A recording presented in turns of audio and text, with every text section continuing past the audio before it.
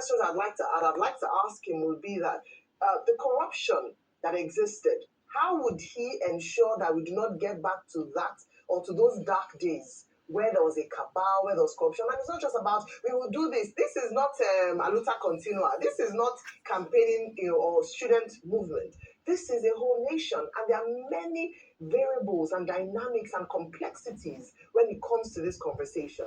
And so, yes, I understand where he's coming from, and I do agree with saying that if you look at it very largely, and that I think Atiku Abubakar also leaned towards that a lot of times when we talk about these subsidies, we have looked at the boom in the oil and gas industry, more investment, we have more companies thriving, but the people are suffering. And so you can understand his point where he says that the subsidy or the removal of subsidy has only benefited the rich. It has also subsidized governors.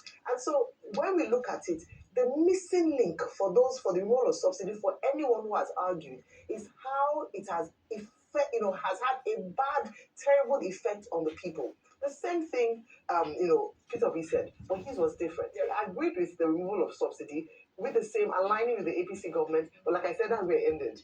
His own criticism, and I agree, is that it has not been properly managed. Yes. There's no transparency and accountability when it comes to the funds, because if the Nigerian people suffered so significantly based on the effects of fuel subsidy, with the untold hardship it's had on the people, then we should be enjoying the benefits 3 years afterwards. Don't forget, President Tinubu had said that 3 years will begin the journey to consolidation, that after the childbirth or the pains of childbirth, Nigerians begin to see the benefits. Unfortunately, 3 years down the line, we haven't seen the benefits. And so we then criticize the manner in which what should have been a good policy or is a good policy has been handled and where the money has been channeled towards. So great conversation. Good to hear the ideas.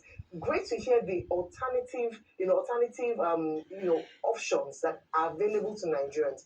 And irrespective of what we say here, Ojye, the most important people and the people that will vote are people who are watching. The Nigerian people. Which idea sounds best to you? But I would advise that it's an informed decision, not made emotionally, not made to play to the gallery, not made to be popular or so that people would like what you're saying, but actually that makes economic sense and will trickle down to the benefit of the Nigerian people. All right. You know what? The fireworks, I mean, really well said, Ayo, really well said. We're going to continue on this NBA topic. And the fireworks continued. At the NBA conference, Shore warned the audience not to be deceived by politicians who had previously held office and failed, taking a direct aim at Rotimi Amechi, accusing him of building a rail line in Rivers State that went nowhere. Amechi fired back, defending his record on the Lagos-Ibadan and Abuja-Kaduna rail lines before inviting Rivers lawyers to show Showore the projects he built across the state, telling him directly that when politicians are talking, he should close his mouth. Let's take a look. Where are those from Lagos? There is Lagos-Ibadan Railway working or not? In my time, it was working. I don't know what's happening on that Tinubu. There is Abuja-Kaduna Rail working or not? What happened? Now, when are Rivers lawyers? Please take Showore around. When are the Rivers lawyers who are present? Take Showore around. Okay. Showore, I said I built that road. I built this road. I built this primary school. I built that primary school. Showore, what is your experience? My politicians are talking close to your mouth. Politicians are talking. Yes.